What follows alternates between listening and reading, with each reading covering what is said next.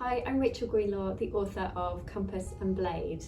It follows Mira, a girl from the Isle of Rosevere in the Fortunate Isles. She is one of the 7 who swims out to wrecked ships for her community to plunder them, but no one ever tells the real secret, that the community on Rosevere wreck the ships that wash up on their shore to plunder them.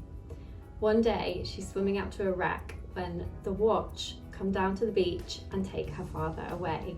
Mira must set out on an epic journey to go and save him with a boy called Seth, who she may or may not be able to trust. She soon sets out on the journey and she discovers a whole world outside of her island home that she's never gone to before, and she has to learn who to trust and also to trust herself in this magical world that she discovers. The world of Compass and Blade is actually based on a real place, the Isles of Scilly, which is an archipelago 28 miles out into the Atlantic Ocean.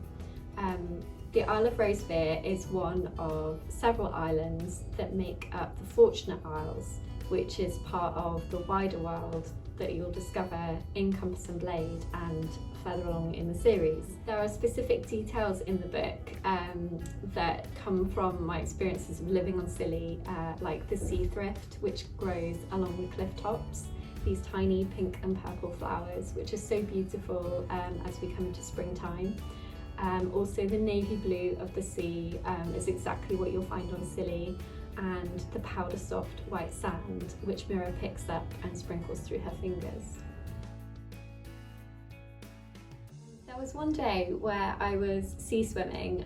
I do a lot of sea swimming where I live on the Isles of Scilly, and I had this sudden vision of a girl swimming out to a shipwreck. But it wasn't a beautiful, calm, blue sky day that I was experiencing.